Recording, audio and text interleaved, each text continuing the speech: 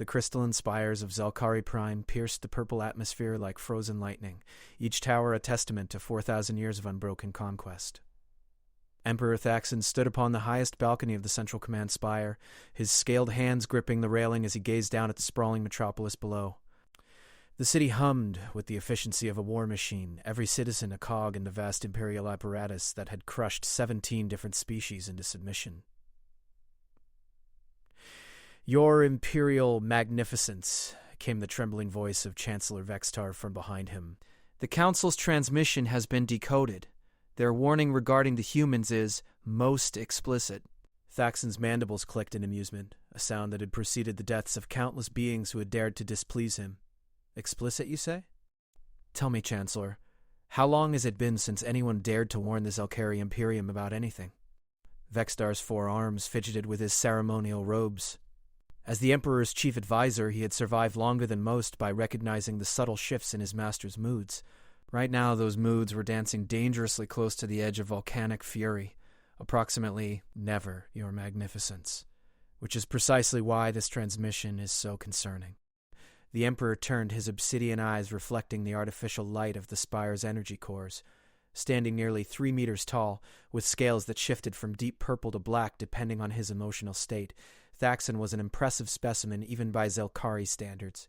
His ancestors had conquered their way across the galaxy through superior technology, ruthless tactics, and an unwavering belief in their own superiority. The concept of backing down from any conflict was not merely foreign to them, it was genetically impossible. "Play the transmission again," he commanded, settling into his command throne. The chair, carved from a single piece of crystallized dark matter, had been a gift from the last species the Zelkari had subjugated before wiping them from existence entirely. The holographic display shimmered to life, revealing the weathered features of Chancellor Keftar of the Galactic Council. The ancient Vorthan's 6 eyes were wide with what could only be described as primal terror, and his usually steady voice carried undertones of genuine fear. "Emergency classification, species extinction event.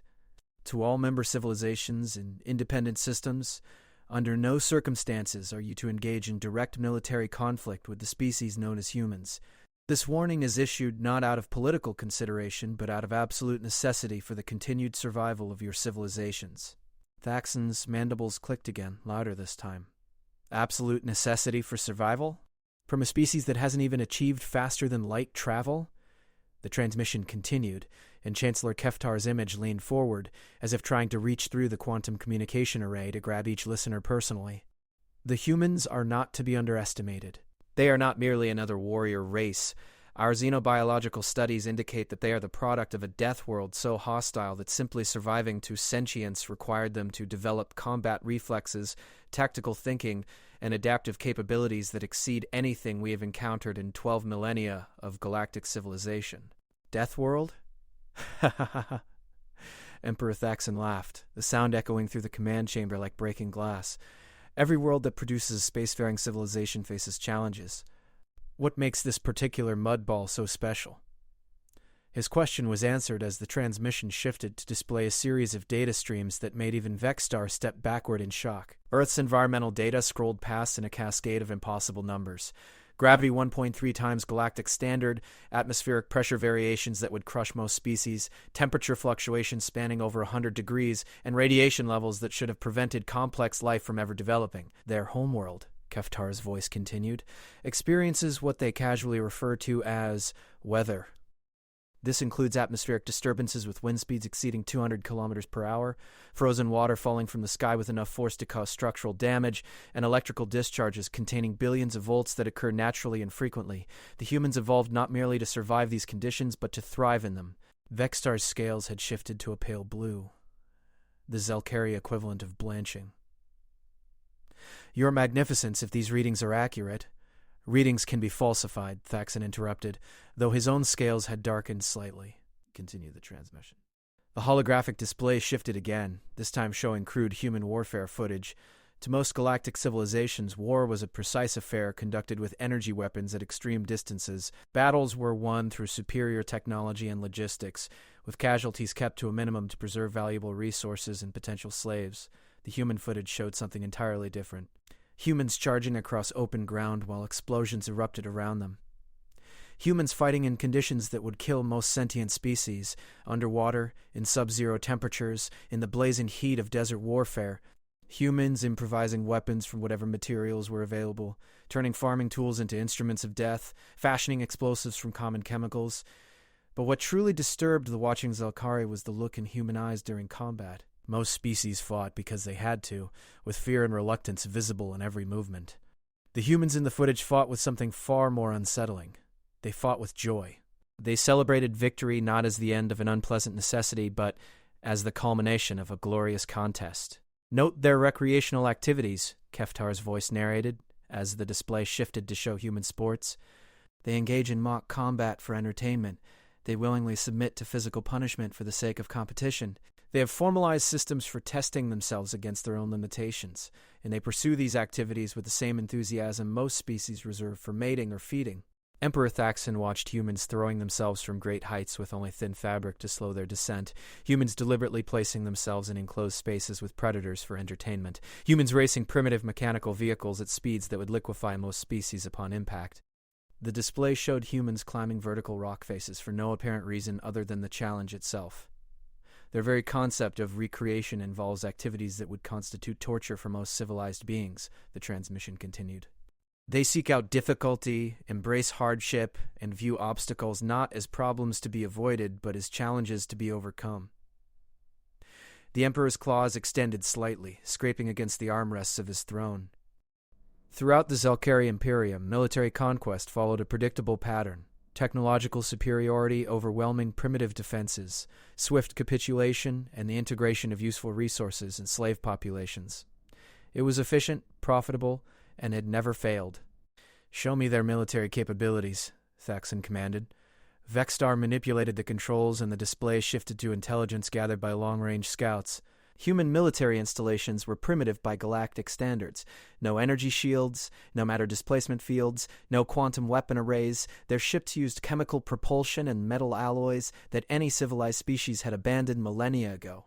"Primitive," Thaxon declared with satisfaction. "Their weapons appear to be barely beyond projectile technology. Their fastest vessels would require decades to cross a single star system. This warning is either an elaborate deception, or the Council has grown soft with age." But even as he spoke, something in the footage nagged at him. The human military installations showed signs of something he had never encountered before: adaptation. Every base was different, customized for its specific environment and tactical situation. Where the Zelkari built standardized facilities that could be quickly deployed anywhere, humans seemed to build each installation as if they expected to fight a completely different war. "Your Magnificence," Vextar said carefully, "there are also reports from the Hegemony border worlds. 3 separate systems have reported human vessels in their outer territories." "Human vessels? Impossible. Their technology doesn't allow for interstellar travel." "That's what makes the reports so concerning, Your Magnificence. The vessels were detected, but when patrol ships were dispatched to investigate, they found nothing. No energy signatures, no debris, no evidence that anything had ever been there." Thaxon's scales shifted to a deeper black. "Stealth technology? Unknown, Your Magnificence? The Hegemony has requested permission to increase patrols, but Admiral Crush believes it's unnecessary. He considers human technology so primitive that any conflict would be resolved within hours." The Emperor stood again, moving to the tactical display that dominated one wall of his command chamber. The 3-dimensional representation of known space rotated slowly, with Zelkari territories marked in imperial purple. Human space, what little intelligence suggested they controlled, appeared as a small cluster of systems near the galaxy's outer rim. It looked insignificant, barely worth the effort of conquest. But something about the positioning bothered him. Human space sat at the confluence of 3 major trade routes, positioned like a spider at the center of a web. Any species occupying that region would have access to intelligence from dozens of civilizations, could monitor traffic patterns, could learn about potential enemies long before those enemies became aware of them. "Chancellor," he said finally, "prepare a full intelligence assessment. I want to know everything about these humans before we make any decisions." "Your Magnificence, Admiral Kresh has already volunteered to lead a reconnaissance mission. His fleet could be in human space within a lunar cycle." Thaxon's mandibles clicked thoughtfully. Admiral Kresh was ambitious, competent, and had never failed to deliver victory when ordered to do so. A reconnaissance mission would provide valuable intelligence while demonstrating Zelkari superiority. If the humans proved to be as primitive as their technology suggested, a swift conquest would follow.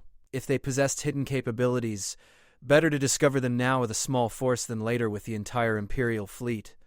Very well. Authorize Admiral Kresh to proceed with reconnaissance.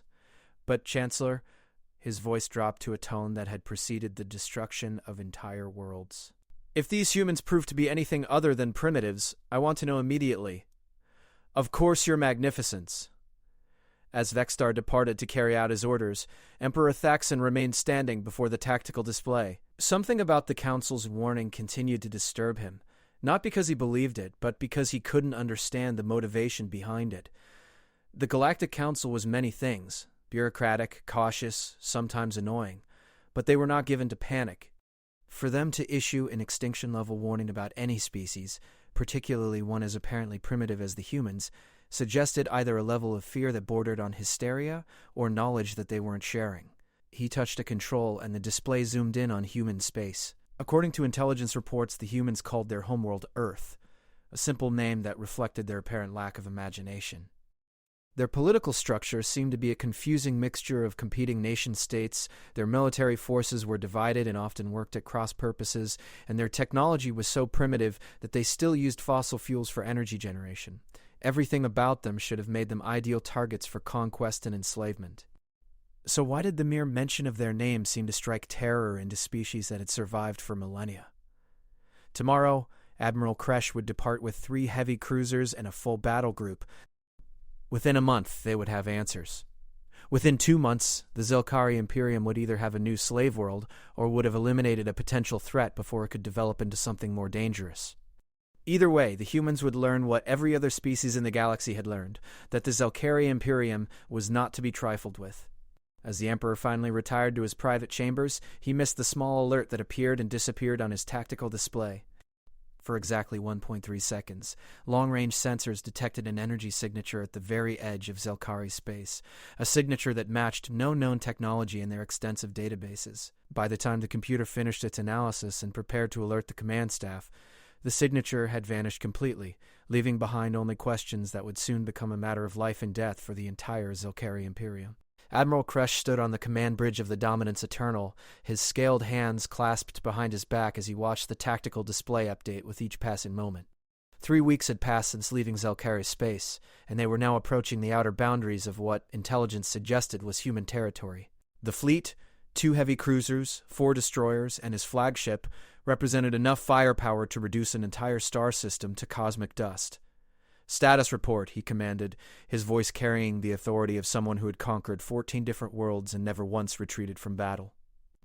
"All vessels reporting ready status, Admiral," responded Commander Thys from the tactical station. "Long-range sensors are detecting primitive communication arrays throughout this system. The technology appears to be electromagnetic broadcast, which explains their limited range." Kresh's mandibles clicked in amusement. Electromagnetic communications were so primitive that most civilized species had abandoned them before achieving spaceflight. The fact that humans were still using such crude methods suggested that their technological development had been severely stunted, possibly by their hostile homeworld environment. "Any signs of defensive installations?" "Negative, Admiral. We're detecting what appear to be metal structures orbiting the 3rd planet, their homeworld, but energy signatures are minimal. Whatever they've built up there, it's not military grade." The Admiral moved closer to the central display, studying the orbital mechanics of the human system. It was remarkable, in its way, how perfectly ordinary everything appeared. 1 medium-sized star, several planets in stable orbits, asteroid belts containing the usual complement of metals and rare minerals. If not for the intelligence reports about human psychological abnormalities, this would seem like any of 100 systems the Imperium had conquered over the centuries. "Admiral," called Lieutenant Voss from the communications station, "we're receiving transmissions from the 3rd planet. Multiple sources, different languages, but our translation matrices are having difficulty with the syntax." "Difficulty? Explain." "Sir, the humans appear to use multiple completely different languages simultaneously. Our computers have identified at least 47 distinct linguistic patterns, and they seem to be broadcasting in all of them at once." Kresh's scales darkened with confusion. Most species developed a single unifying language before achieving spaceflight. The fact that humans maintain dozens of separate communication systems suggested either remarkable inefficiency or something more troubling, a species so fractured that they couldn't even agree on how to communicate with each other. Can you isolate the dominant language? Working on it, sir. Based on transmission frequency and power output, there appear to be 3 or 4 primary languages, with one slightly more prevalent than the others. While Lieutenant Voss worked on the translation problems, Kresh studied the tactical readouts more carefully. The human orbital installations were indeed primitive, but there were far more of them than he had expected. Hundreds of small objects circled their homeworld, some clearly artificial, others of uncertain purpose. Whatever the humans lacked in sophistication, they seemed to compensate for with sheer volume. "Admiral," Commander Tiss announced, "we're detecting movement from the human installations. Several objects are changing orbital velocity and trajectory. Defensive response? Unknown, sir. The objects are too small to pose any threat to our vessels, but their behavior suggests coordinated movement. On the main display, dozens of tiny dots began shifting position around the human homeworld. To any military observer, it looked like a defensive formation taking shape, but the scale was all wrong. The largest human orbital installation was smaller than a Zelkari shuttlecraft. Whatever they were planning, it couldn't possibly threaten a proper warship.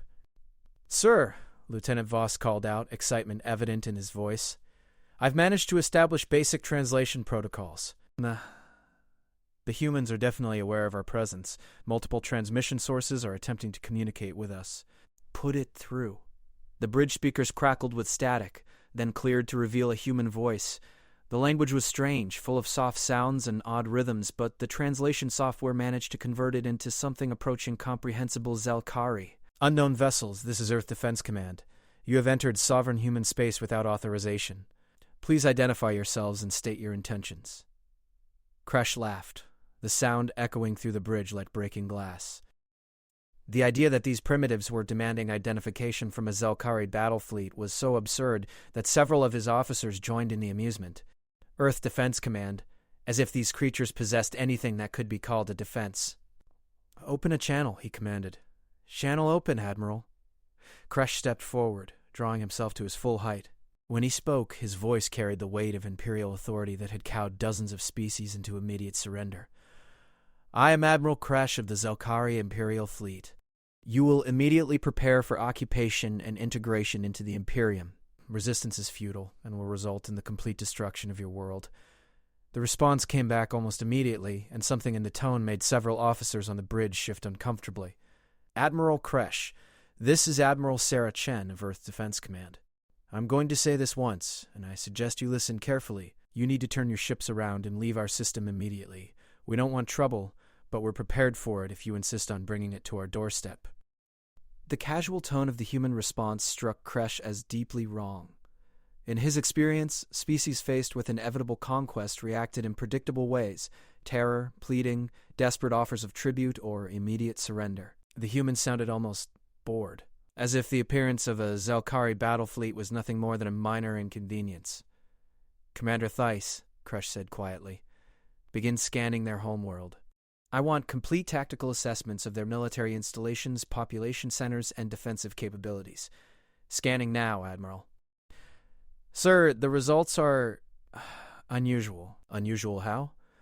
"The planet's surface shows evidence of massive industrial development, but it's unlike anything in our databases. The human cities appear to be built according to no recognizable pattern, and their energy distribution networks are so redundant that disabling them would require destroying virtually every structure on the planet." Kresh moved to the sensor station, studying the readouts himself. Human civilization was spread across every continent of their homeworld, connected by transportation networks that seemed to serve no logical military purpose. Where most species concentrated their populations in defensible locations, humans had scattered themselves across their entire planet, as if the concept of tactical vulnerability had never occurred to them. "What about military installations?" "That's the problem, sir. We can't identify any centralized military structures. There are facilities that might be military in nature, but they're integrated into civilian populations. It's as if their entire civilization is designed to make precision targeting impossible." The Admiral's claws extended slightly. This was exactly the sort of complication that made conquest more expensive than it needed to be.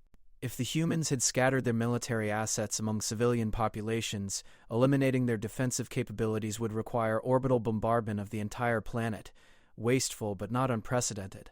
Admiral, Lieutenant Voss interrupted. The humans are transmitting again. Put it through. This time, the human voice sounded distinctly less patient. Admiral Kresh, I'm not sure you understood my previous communication. You have 30 minutes to begin leaving our system, or we'll consider your continued presence an act of war. Kresh's mandibles clicked in amusement. 30 minutes? Commander Thys, how many humans are we detecting on their homeworld? Approximately 8 billion, Admiral. 8 billion. Kresh activated the communication channel himself. Admiral Chen, you seem to be under the mistaken impression that your species is in a position to make demands. Let me clarify the situation for you. My fleet possesses enough firepower to reduce your homeworld to molten slag. Your primitive orbital installations could not threaten a single one of my destroyers, let alone my flagship. You have no leverage, no defensive capabilities, and no choice but surrender. The silence that followed lasted almost a full minute. When the human response finally came, something in Admiral Chen's voice made even veteran Zelkari officers step away from their stations. Admiral, I tried to be polite. I tried to give you a chance to leave with your ships and crews intact. Since you've chosen to interpret diplomacy as weakness, let me explain something about human nature that apparently didn't make it into your intelligence reports. The communication channel remained open, but Admiral Chen seemed to be speaking to someone else, giving orders in rapid, clipped sentences that the translation software couldn't entirely parse. Kresh caught fragments. Full defensive posture, authorize all available assets, show them what a death world produces. Admiral, Commander Thys called out, alarm evident in his voice. I'm detecting massive energy buildups throughout the human system. Whatever they're doing, it's happening fast. Impossible. Their technology can't. The tactical display erupted with new contacts. What had appeared to be empty space moments before suddenly showed hundreds, then thousands of new signatures. Objects that had been hidden behind asteroids, powered down to avoid detection, or simply moving too slowly to register on long-range sensors, were suddenly accelerating toward the Zelkari fleet. Sir, I'm reading energy signatures unlike anything in our databases. These aren't primitive chemical rockets. I don't know what they are, but they're moving fast and accelerating constantly. Admiral Chen's voice cut through the growing chaos on the bridge. You see, Admiral, humans have been fighting wars for our entire recorded history. We fought each other, we fought our environment, we fought every conceivable challenge our world could throw at us, and the one thing we learned, above all else, is that when someone brings a fight to your home, you make them regret it. The first wave of human vessels became visible on the main display, and Kresh felt something he hadn't experienced in decades of military service: genuine confusion. The approaching craft bore no resemblance to any warship design in Zelkari databases. They were angular, irregular, and seemed to have been assembled from completely different technological philosophies. Some moved like conventional spacecraft, others bent space around them in ways that suggested advanced physics understanding, and still others simply appeared and disappeared as if teleporting across vast distances. How many ships are we detecting, Commander? Sir, I've stopped counting at 3,000. And more are appearing every moment. 3,000? That's impossible. Our intelligence reports indicated that humans had barely achieved orbital flight. Admiral Chen's laughter came through the communication channel, and it was a sound that made several Zelkari officers reach instinctively for their weapons. It was the laugh of a predator that had just cornered prey. Oh, Admiral, your intelligence reports were based on what we wanted you to see. You see, humans learned long ago that sometimes the best defense is to let your enemies underestimate you. We'd been spacefaring for longer than your empire has existed, and we've been preparing for this day for even longer. The human fleet, if it could be called that, had formed a sphere around the Zelkari vessels. The formation was like nothing in any military manual, seeming to shift and flow like a living organism rather than following conventional tactical doctrine. Worse, the approaching vessels were still accelerating, showing no signs of slowing for weapons range. Sir, Lieutenant Voss reported, his voice tight with strain, I'm detecting communication traffic between human vessels. The volume is enormous, thousands of separate channels operating simultaneously in real-time coordination. Jamming frequencies? We've tried, sir. They're using quantum entanglement communication. Our jamming systems can't affect it. Quantum entanglement communication was theoretical even by Zelkari standards. The fact that humans had not only developed it but deployed it fleet-wide suggested a level of technological sophistication that made their primitive orbital installations seem like deliberate misdirection. Admiral Kresh, Chen's voice continued, now carrying undertones of something far more dangerous than anger, I'm going to offer you one final opportunity to leave. Not because I'm feeling generous, but because destroying your fleet would constitute an act of war against your empire, and frankly, we have better things to do with our time than conquer the galaxy. Conquer the galaxy? Crush snarled into the communicator. You're 8 billion primitives trapped on a single world. Actually, Admiral, that's another intelligence failure on your part. 8 billion is just the population of Earth. Humans have been exploring and colonizing space for quite some time now. Would you like me to provide current population figures for all human-inhabited systems? The tactical display updated again, and this time Commander Thiss actually stepped backward from his station in shock. Admiral, I'm detecting quantum communication signatures from everywhere. Every direction, every quadrant, as far as our long-range sensors can reach. Impossible. Sir, based on signal analysis, there are human installations throughout this entire spiral arm of the galaxy. The quantum comm network we're detecting would require thousands of star systems to generate this much traffic. Admiral Kresh stared at the display, watching as his perfect ambush transformed into what was rapidly beginning to look like a trap. The Zelkari fleet, 3 heavily armed warships that had never known defeat, was surrounded by an enemy force that outnumbered them by orders of magnitude, possessed technology that exceeded their own, and seemed to be treating the entire encounter as a minor training exercise. Admiral Chen, he said finally, his voice carefully controlled, perhaps we can discuss terms for withdrawal. Oh, Admiral, I'm afraid that window is closed. You see, you made 2 critical errors today. First, you threatened to commit genocide against 8 billion innocent people. Second, you did it where our children could hear you.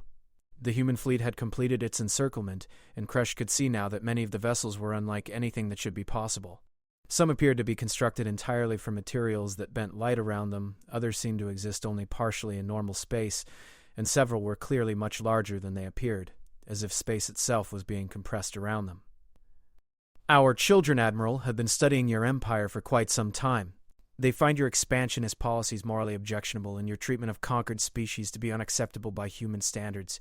Since you've been kind enough to come all this way to threaten us directly, they've decided to make a statement. What kind of statement? Kresh asked, though he was beginning to suspect he didn't want to know. The kind that ensures no other empire ever makes the mistake of threatening humanity again. The first human weapon fired from a distance of 3 light seconds, a distance that should have been impossible for any targeting system to compensate for. The beam that struck the destroyer Vengeance was unlike any energy weapon in Zelkari experience. Instead of burning through armor or overloading shields, it simply made the ship stop existing. One moment the destroyer was there, the next there was only empty space and a brief quantum signature that suggested the vessel had been moved somewhere else entirely. Surrender or follow your ship, Admiral Chen said simply. Admiral Kresh looked around his bridge, seeing the same expression of shocked disbelief on every face. In 30 years of military service, he had never encountered an enemy that could make an entire warship simply vanish. Whatever had happened to the Vengeance, it was beyond any technology the Zelkari possessed or could defend against.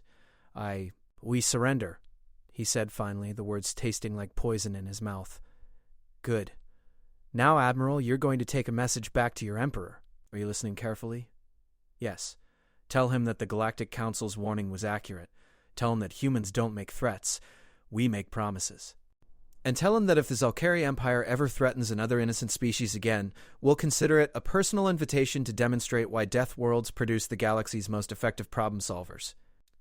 As the remaining Zelkari vessels began their long journey home, Admiral Kresh sat in his command chair and tried to understand what had just happened. His empire, which had conquered dozens of worlds and enslaved hundreds of species, had been humiliated by creatures that most of the galaxy considered primitives.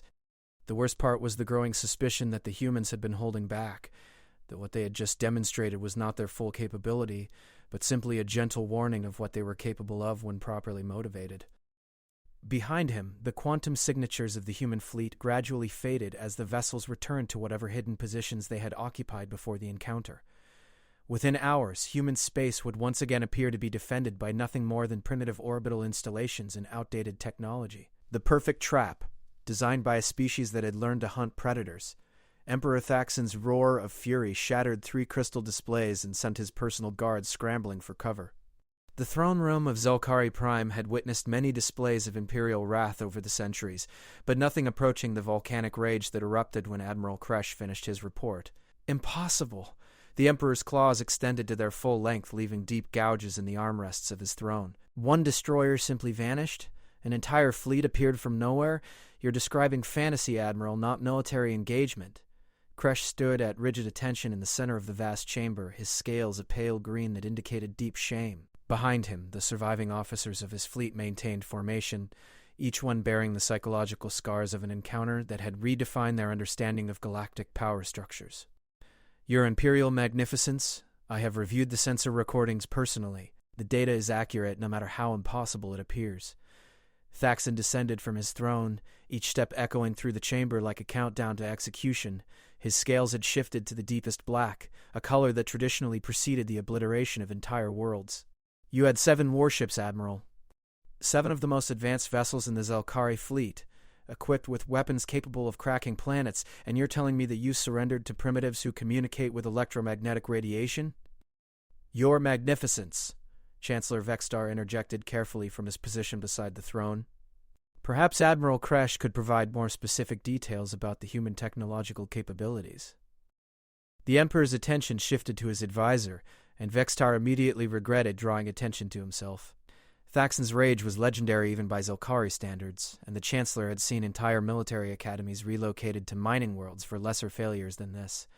Details, Thaxon repeated, his voice dropping to a whisper that somehow carried more menace than his previous shouting.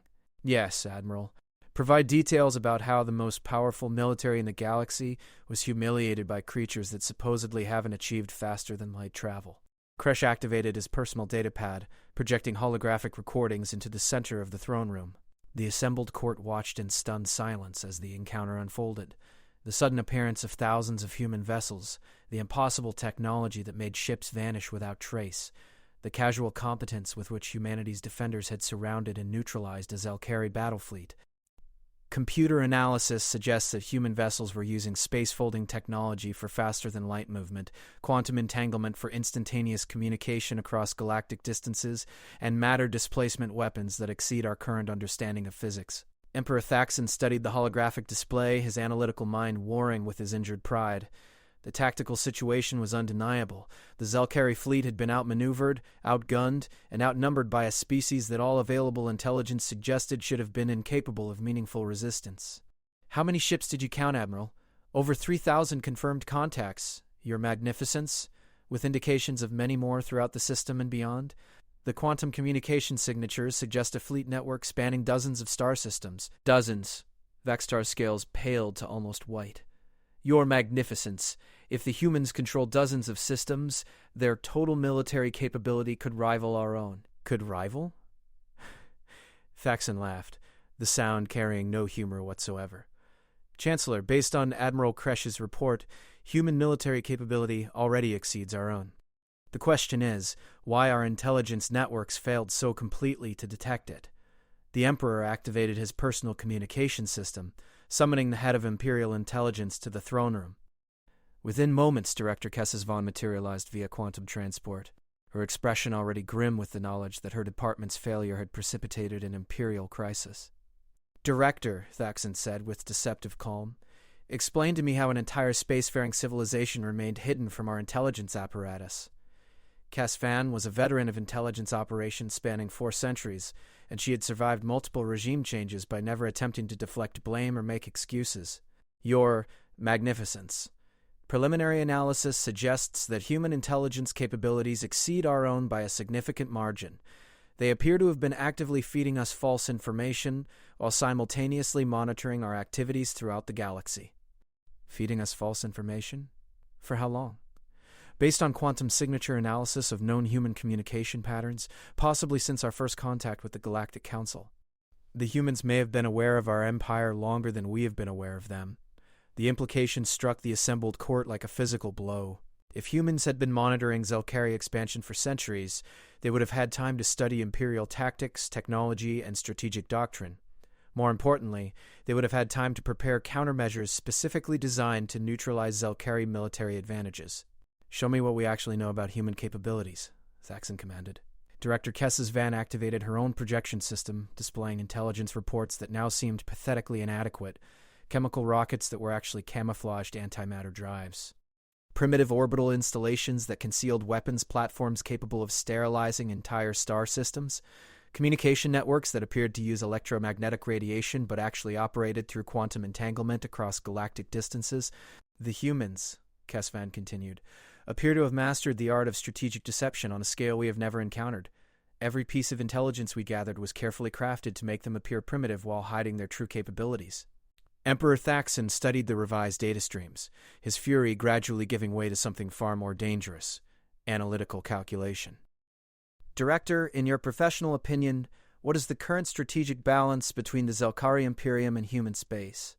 Your Magnificence, based on demonstrated capabilities, the humans appear to possess technological superiority, superior intelligence networks, and fleet assets that may outnumber our own. Additionally, their defensive strategy suggests they have been preparing specifically for conflict with our empire.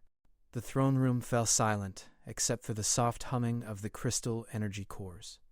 Every being present understood the implications of what they had just heard.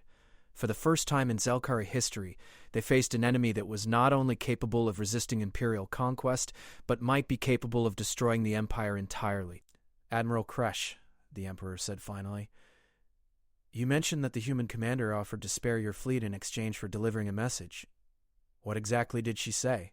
Kresh straightened, his scales darkening with remembered humiliation. Admiral Chen stated that humans consider our expansionist policies morally objectionable and our treatment of conquered species unacceptable.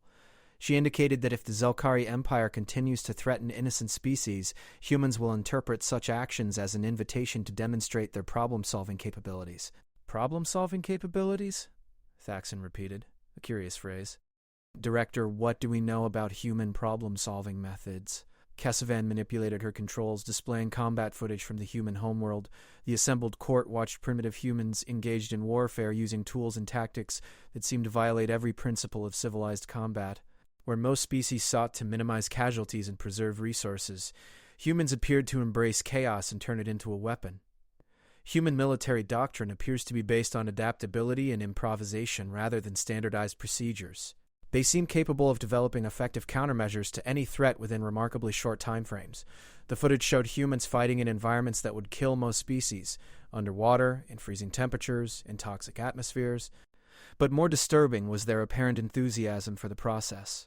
Where other species fought with grim determination or desperate fear, humans seemed to approach combat as an intellectual exercise combined with recreational activity. Note their civilian preparations, Kesvan continued. Human societies engage in extensive disaster planning, emergency response training, and crisis simulation. Their entire civilization appears to be designed around the assumption that catastrophic challenges are inevitable and must be prepared for in advance. Emperor Thaxon absorbed this information, his strategic mind beginning to understand the true scope of what they faced. Humans weren't merely another military power. They were a species that had evolved to thrive on adversity, to treat existential challenges as puzzles to be solved rather than disasters to be endured. What about their territorial expansion? How many systems do they actually control? Your Magnificence, quantum communication analysis suggests human presence in over 200 star systems throughout this spiral arm.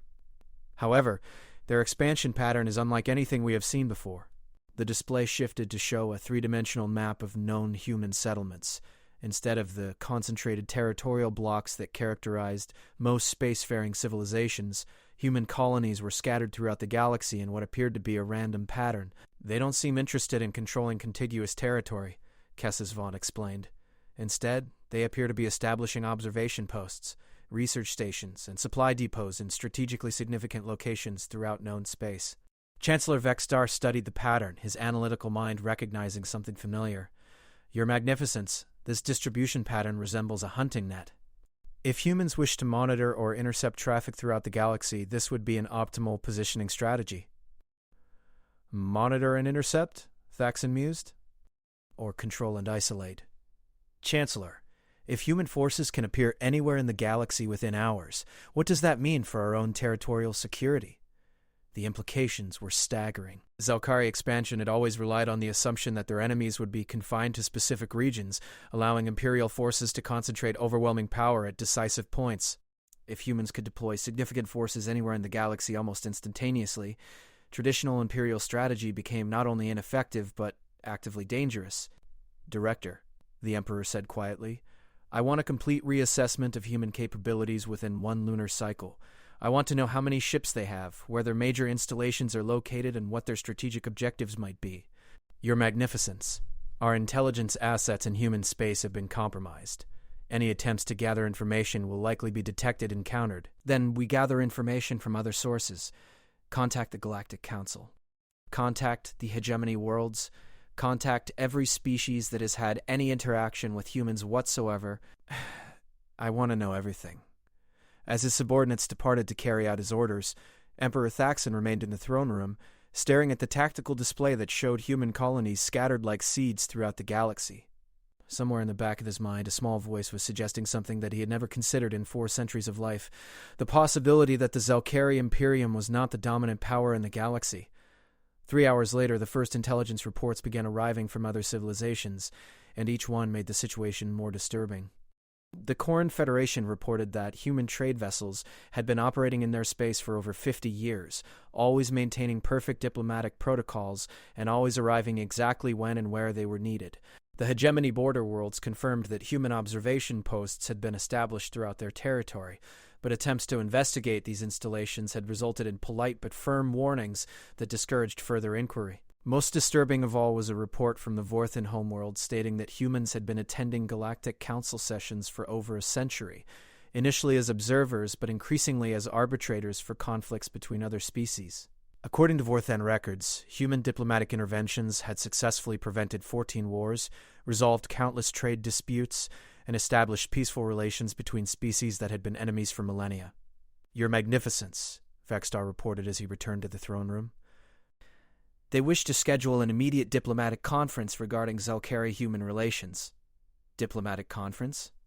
Thaxon's scales darkened. As if we're equals? Your Magnificence, based on these reports, the humans may be the most influential species in the galaxy. Every civilization we've contacted has positive relations with them, and several have indicated that human protection was the reason they felt confident enough to refuse our expansion demands. The Emperor absorbed this information, his worldview reshaping itself around new and unwelcome realities. The Zelkari Imperium, which he had believed to be the galaxy's dominant power, was apparently surrounded by a loose confederation of species under human protection. Every expansion attempt for the past century had failed not because of local resistance, but because humans had quietly provided the technology and support necessary to resist imperial pressure. "Chancellor," he said finally, his voice carefully controlled, "prepare for diplomatic contact with the humans. It appears we have much to discuss." As the throne room emptied and Emperor Thaxon was left alone with his thoughts, he found himself contemplating a question that had never before occurred to him. What did it mean to be an empire when someone else was already running the galaxy? Outside the crystal spires of Zelkari Prime, space itself seemed to shimmer for just a moment, as if something very large and very advanced had briefly decloaked to observe the imperial capital before vanishing back into the quantum foam between dimensions. The humans, it seemed, were still watching. The Galactic Council chamber had been constructed to impress, its crystalline dome reaching toward the stars while holographic displays showed the vast expanse of known space. Representatives from over 300 species gathered in carefully arranged seating that reflected millennia of diplomatic protocol and political hierarchy. Today, however, the usual order felt fundamentally changed. Emperor Thaxon sat in the Zelkari delegation's traditional position, front and center, befitting their status as one of the galaxy's great powers. But for the first time in his reign, he found his attention focused not on the familiar faces of species that had long deferred to imperial authority, but on a modest section near the back where the human delegation waited quietly. Ambassador Sarah Chen, the same Admiral Chen who had humiliated his fleet, sat with 3 companions, all of them appearing remarkably unremarkable by galactic standards. Humans were smaller than most sentient species, possessed no obvious natural weapons, and seemed almost fragile compared to the scaled, armored, or mechanically augmented beings that dominated galactic politics. Yet every other delegation in the chamber oriented themselves subtly toward the human position, and conversations throughout the assembly carried undertones of deference that Thaxon had never heard directed toward anyone but himself. "Honored delegates," announced Chancellor Keftar from the central podium, his 6 eyes reflecting the nervous tension that had characterized council sessions ever since the Zelkari human encounter. "We are gathered today to address a situation that has profound implications for galactic stability." Thaxon activated his delegation's communication system. "The situation is simple, Chancellor. The Zelkari Imperium attempted to evaluate potential threats to galactic stability and was met with unprovoked aggression from a species that has been deliberately concealing its capabilities. A ripple of what could only be described as amusement passed through the assembly. Several delegates, species that had never dared to express anything but respectful attention during Zelkari addresses, were openly exchanging glances and suppressing what appeared to be laughter. Ambassador Chen activated her own communication system, and when she spoke, her voice carried the same calm competence that had so unnerved Admiral Kresh. Your Imperial Magnificence, I think there may be some confusion about what constitutes unprovoked aggression. Your fleet entered our system without invitation, demanded our surrender, and threatened to reduce our homeworld to molten slag. Our response was remarkably restrained under the circumstances. Restrained? Thaxon's scales darkened. You made one of our warships disappear entirely. We relocated it to a safe distance, Chen replied patiently. Your crew is unharmed, and your ship is intact. We could have simply vaporized it, but that would have been unnecessarily destructive. Chancellor Keftar raised one scaled appendage for attention. Perhaps we could address the larger issues at stake here. The Zelkari delegation has raised concerns about human expansion and technological capabilities that were not previously disclosed to the Council. Ambassador Chen stood, and Thaxon noticed that every other delegate in the chamber immediately gave her their complete attention. It was the sort of focused respect that emperors spent centuries building, apparently granted to this human as a matter of course. Chancellor, honored delegates, the human position has always been that we prefer to avoid interfering in galactic politics unless absolutely necessary. We've maintained this policy for over a century, providing assistance where requested but generally allowing other species to manage their own affairs. Assistance? Saxon interrupted. Our intelligence reports suggest that you've been actively undermining Zelkari expansion efforts for decades, not undermining your magnificence, providing alternatives. Chen manipulated her personal data system, and the chamber's central display activated to show a complex web of diplomatic, trade, and mutual defense agreements spanning the galaxy. Every line on the display connected back to human space in some way, creating a pattern that resembled a vast neural network. When the Quran Federation faced Zelkari expansion pressure, we helped them develop shield technology that made conquest economically impractical. When the hegemony worlds were threatened with occupation, we provided quantum communication systems that allowed them to coordinate their defense. When the mining guilds needed protection from imperial slave raids, we established patrol routes that coincidentally made such raids extremely dangerous. The display updated continuously as Chen spoke, showing intervention after intervention spanning decades of galactic history. In every case, human assistance had provided just enough additional capability to make Zelkari conquest attempts too expensive or too risky to pursue. You see, Your Magnificence, humans learned long ago that the best way to prevent wars is to ensure that potential aggressors understand the true costs of their actions.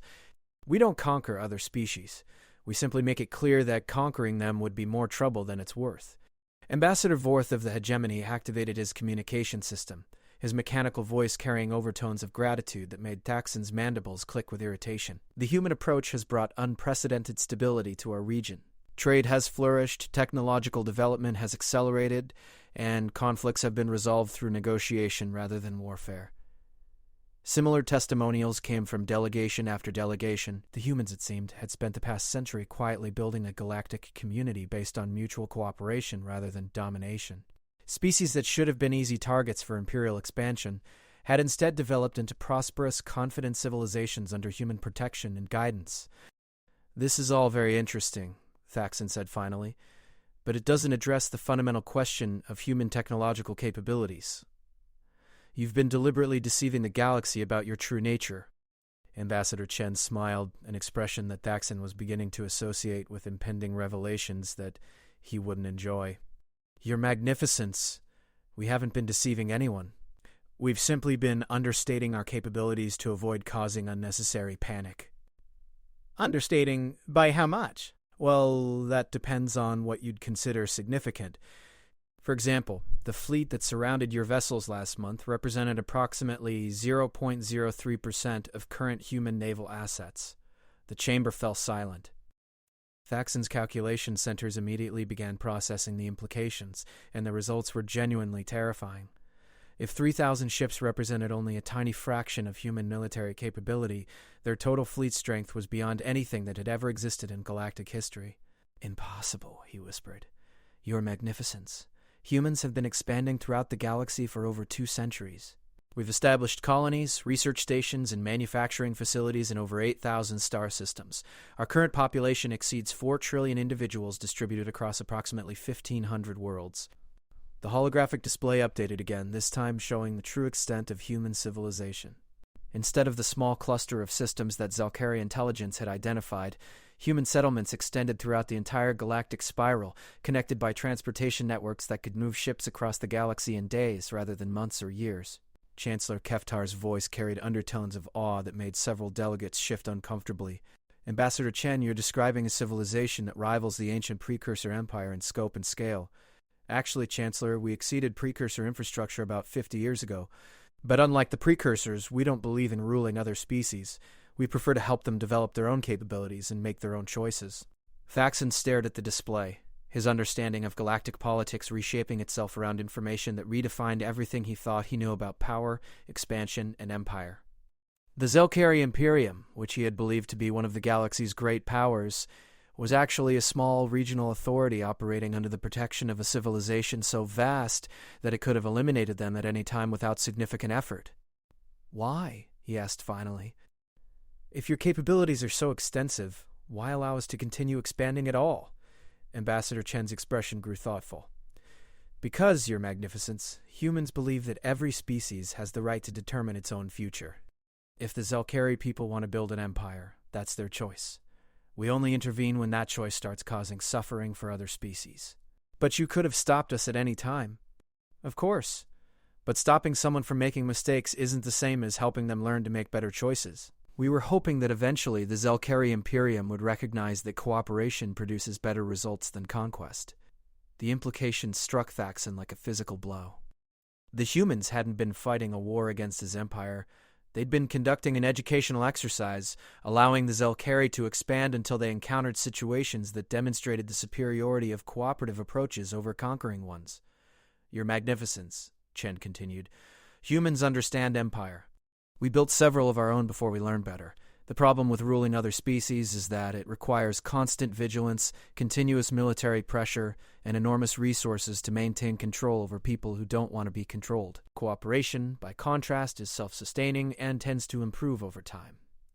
Delegate after delegate rose to speak, each one describing the benefits they had gained through cooperation with humanity. Advanced technologies shared freely, trade relationships that enriched all participants, scientific discoveries that emerged from collaborative research projects involving dozens of species. The galaxy that Thaxon thought he understood was actually a thriving community of interlinked civilizations, all of them working together under human guidance to create something unprecedented in galactic history. "Ambassador Chen," he said finally, his voice carefully controlled, "what happens to the Zelkari Imperium now?" "That depends, Your Magnificence, on what the Zelkari people want to happen. If you'd like to continue with traditional imperial policies, you're welcome to do so within your current territorial boundaries. If you'd prefer to explore cooperative alternatives, we'd be happy to help you transition to a more sustainable approach." "And if we choose to challenge human authority directly?" Chen's smile became sad rather than threatening. "Your Magnificence, that would be inadvisable. Not because we would destroy you. We don't solve problems through destruction if we can avoid it, but because it would force us to demonstrate capabilities that might fundamentally alter how your people view their place in the galaxy. Sometimes ignorance really is more comfortable than knowledge." Thaxon studied the human ambassador, recognizing something in her expression that he had seen in the faces of parents dealing with children who were contemplating dangerous misbehavior. The humans weren't threatening the Zelkari Imperium. They were trying to protect it from discovering truths that would be psychologically devastating. "Chancellor Keftar," Thaxon said finally, "the Zelkari delegation requests a recess to consider the information that has been presented today. Of course, Your Magnificence." The council will reconvene tomorrow to discuss next steps. As the assembly dispersed, Saxon found himself approaching the human delegation. Ambassador Chen waited patiently as he worked up the courage to ask the question that had been growing in his mind throughout the session. "Ambassador, what you've shown us today, is this the extent of human capabilities, or are there things you still haven't revealed?" Chen's expression became genuinely sympathetic. "Your Magnificence, What we've shown you today represents our current conventional capabilities, the things we use for routine operations like exploration, trade, demolition. There are other capabilities that we reserve for more extreme circumstances, but honestly, I think you'd be happier not knowing about them right now. More extreme circumstances, galactic scale threats, reality-level problems. The kind of challenges that arise when you're responsible for the safety and development of trillions of sentient beings across thousands of star systems. The good news is that most species never need to worry about problems on that scale. As Thaxon returned to his delegation's quarters, he found himself contemplating a future that bore no resemblance to anything he had imagined when he ascended to the Imperial throne. The Zelkari Imperium could continue to exist, but only as a regional power under the benevolent oversight of a human civilization so vast and capable that his previous understanding of power had been revealed as childish fantasy. Tomorrow he would have to decide whether to accept that reality or force humanity to demonstrate why such acceptance was the only rational choice available. Either way, the galaxy would never look the same to him again. 6 months had passed since the Galactic Council session that redefined everything Emperor Thaxon thought he understood about power, civilization, and humanity's place in the galaxy. The crystal spires of Zelkari Prime still reached toward the stars, but the Emperor who stood among them was a fundamentally changed being. The transformation had begun with a simple choice: accept humanity's offer of cooperative partnership or force them to demonstrate the full scope of their capabilities. Thaxon had chosen cooperation, a decision that his military advisors had initially viewed as surrender, but which had proven to be the most profitable choice in Zelkari history. "Your Imperial Magnificence," Chancellor Vextar announced as he entered the throne room. "The quarterly reports from all sectors have arrived. The results continue to exceed all projections." Thaxon activated his personal display system, reviewing data that would have seemed impossible just months earlier. Zelkari territories that had previously required constant military pressure to maintain were now voluntarily contributing resources and personnel to Imperial projects. Species that had once been sullen slaves were now enthusiastic partners in collaborative ventures that benefited everyone involved. "The efficiency improvements are remarkable," Vextar continued. "When planets contribute willingly rather than under coercion, their productivity increases by factors we hadn't thought possible. The Koran systems alone are producing more advanced materials than our entire empire generated last year." The Emperor studied the production figures, marveling at the transformation that had occurred when the Zelkari military had shifted from conquest and occupation to protection and development. Human advisors had helped redesign imperial policies around cooperation rather than domination, and the results had been revolutionary. "What about military readiness?" Thaxon asked. "Stronger than ever, Your Magnificence. Our new defensive agreements mean that any threat to Zelkari territory would trigger mutual aid from over 50 different species. Additionally, human technical assistance has upgraded our fleet capabilities by approximately 300%. The irony wasn't lost on Thaxon that the Zelkari Imperium had become far more powerful by abandoning its imperial ambitions than it had ever been through conquest. Human guidance had helped them develop technologies and strategies that made their previous military doctrine seem primitive by comparison. "Your Magnificence," Vextar said carefully. "There's also been a personal communication from Ambassador Chen. She's requesting a private meeting to discuss what she calls the next phase of galactic development." Thaxon's mandibles clicked thoughtfully. Over the past 6 months, he had developed something resembling friendship with the human ambassador, a relationship that would have been impossible under the old imperial mindset, but which had proven invaluable for understanding humanity's long-term objectives. "Schedule the meeting for this afternoon, and Chancellor, ensure absolute privacy. Something tells me that Ambassador Chen has more revelations for us." 3 hours later, Sarah Chen materialized in the Emperor's private study via quantum transport, carrying with her the same calm competence that had first impressed and terrified the Zelkari leadership. But today, her expression carried undertones of excitement that suggested significant developments. "Your Imperial Magnificence," she said, settling into the chair that had become her customary seat during these private discussions. "Thank you for agreeing to meet on such short notice. There are some things I need to share with you, and I think you're ready to hear them now." "Ready for what, Ambassador?" Chen activated a small device that immediately filled the room with quantum static, ensuring that their conversation would be completely private.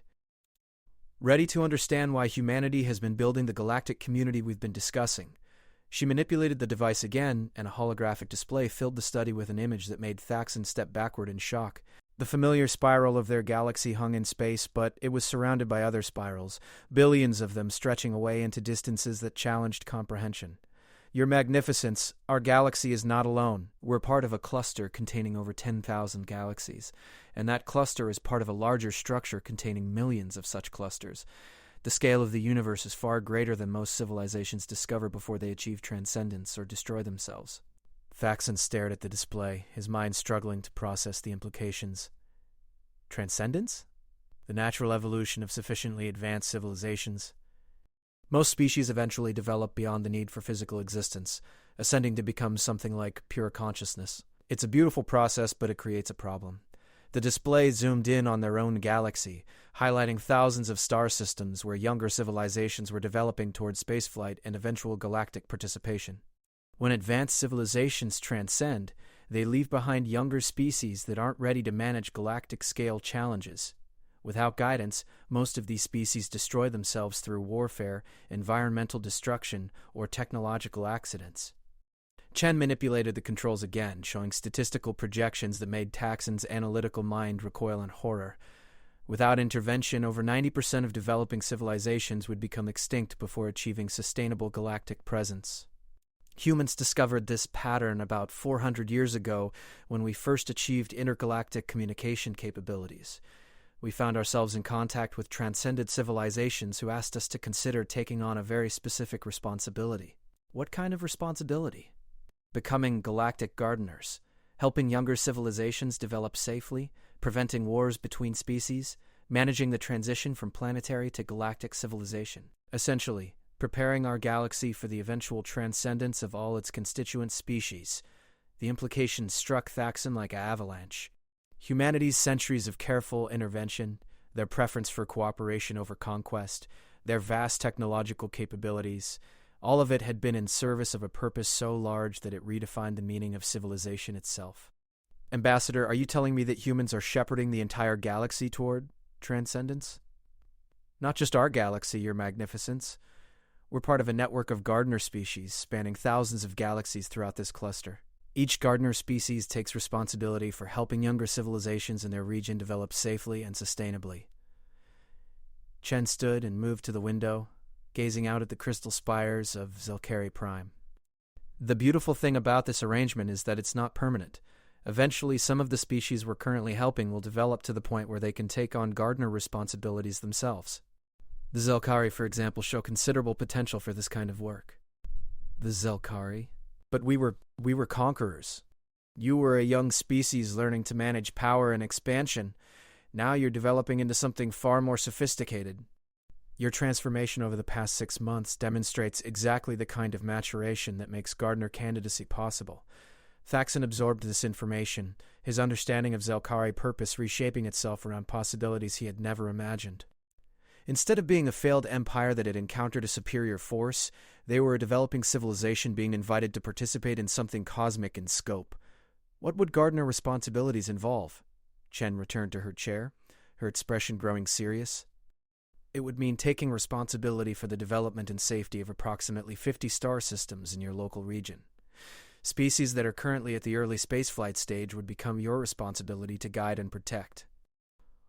You would help them avoid the mistakes that most civilizations make during galactic expansion. And the humans would remain available for consultation and assistance, but the day-to-day work would be yours. Think of it as a promotion from regional power to galactic caretaker. The Emperor contemplated this offer, recognizing it as the logical culmination of everything that had been happening since his first encounter with human capabilities.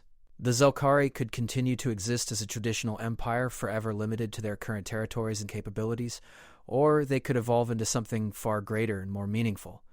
Ambassador, how long do civilizations typically have before transcendence becomes inevitable?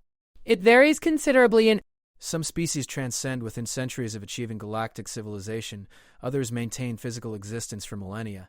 Humans have been gardeners for about 400 years, and we expect to continue in this role for at least another few thousand years. And after transcendence? Chen's smile carried undertones of wonder that made Taxon's scales shift to colors he had never experienced before. That's where the real adventure begins, Your Magnificence.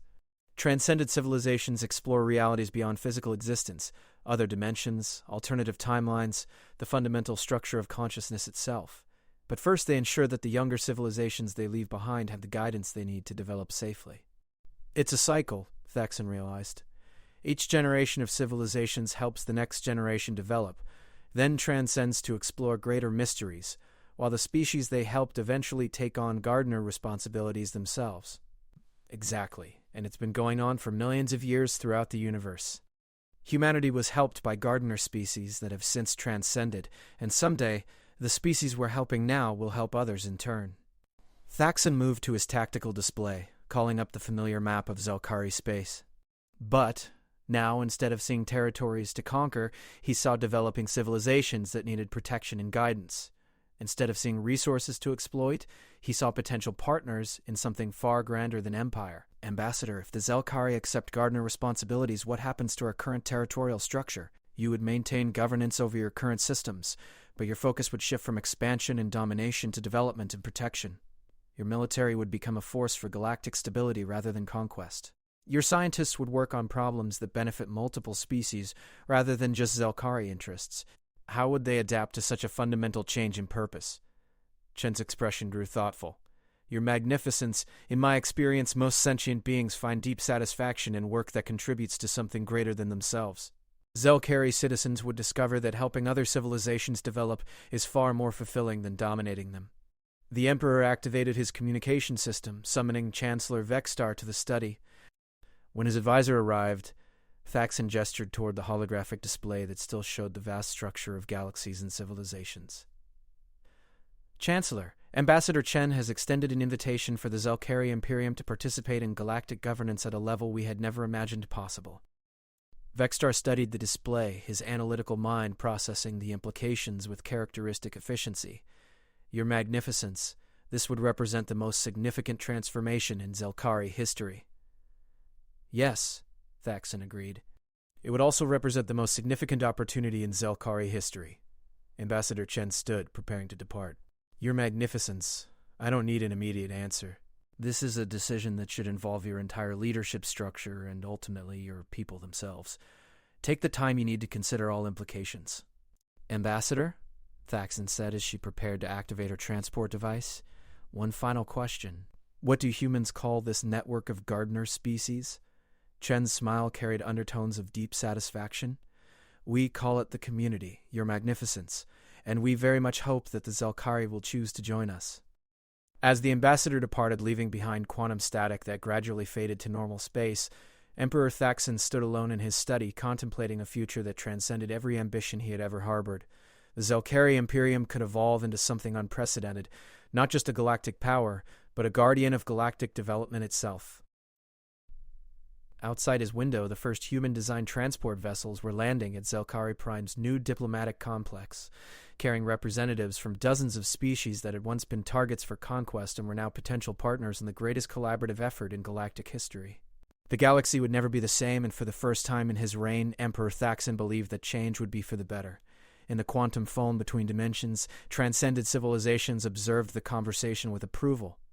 Another gardener species was taking its first steps toward cosmic responsibility, continuing a cycle of development and transcendence that stretched across millions of years and billions of galaxies. The community was growing, one civilization at a time.